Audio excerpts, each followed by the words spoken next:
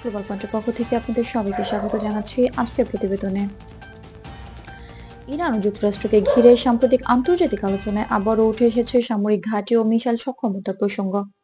বিভিন্ন আন্তর্জাতিক বিশ্লেষণে এমন প্রশ্ন তোলা হচ্ছে, মধ্যপ্রাচ্যে অবস্থিত মার্কিন সামরিক ঘাঁটিগুলোকে ঘিরে কি নতুন করে কোনো ঝুঁকির আশঙ্কা তৈরি হচ্ছে, নাকি এটি কেবল রাজনৈতিক বক্তব্য ও কূটনৈতিক বার্তার মধ্যেই সীমাবদ্ধ।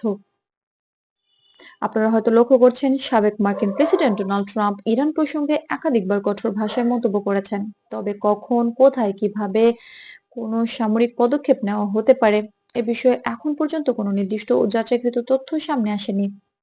আন্তর্জাতিক সংবাদ মাধ্যমগুলোও বলছে, এসব বক্তব্যকে সরাসরি তাৎক্ষণিক ঘটনার পূর্বাভাস হিসেবে দেখা হচ্ছে না। রয়টার্স, বিবিসি নিউজ এবং অ্যাসোসিয়েটেড প্রেসের প্রতিবেদনে বলা হয়েছে, ইরান ও যুক্তরাষ্ট্রের মধ্যকার সম্পর্ক বর্তমানে নজরদারির মধ্যেই রয়েছে।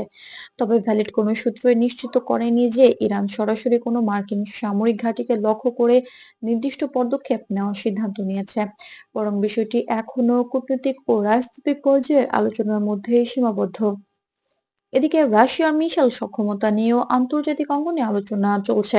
বিশেষ করে ইস্কান্দার মিসাইল ব্যবস্থার কথা বিভিন্ন বিশ্লেষণে উঠে এলেও নির্ভরযোগ্য কোনো সংবাদ মাধ্যম নিশ্চিত করেনি যে এসব মিসাইল আমেরিকান ঘাঁটির দিকে তাক করে রাখা হয়েছে। প্রতিরক্ষা বিশ্লেষকদের মতে এ ধরনের বক্তব্য মূলত শক্ত অবস্থান জানানোর রাজনৈতিক ভাষা হিসেবে ব্যবহৃত হয়।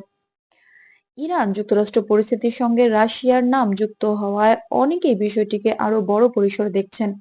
তবে বিশেষজ্ঞরা বলছেন, বর্তমান প্রেক্ষাপটে রাশিয়া বিষয়টি কূটনৈতিকভাবে পর্যবেক্ষণ করছে এবং সরাসরি সামরিক জড়িত থাকায় কোনো ইঙ্গিত দেয়নি।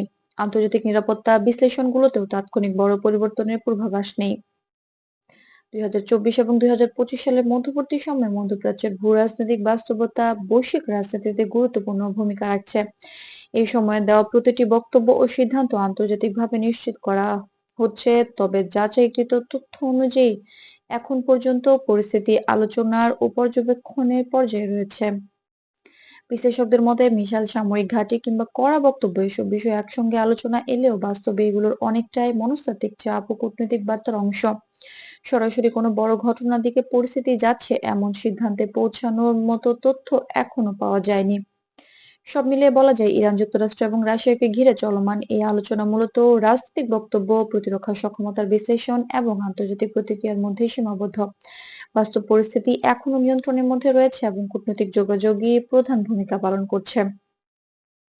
গ্লোবাল পয়েন্টের পক্ষ থেকে আজকে প্রতিবেদন এখানেই শেষ করছি। এ ধরনের আন্তর্জাতিক গুরুত্বপূর্ণ ও যাচাইকৃত খবর পেতে আমাদের চ্যানেলটি সাবস্ক্রাইব করতে ভুলবেন না। ভিডিওটি ভালো লাগলে লাইক দিন আর মতামত কমেন্টে জানাতে ভুলবেন না।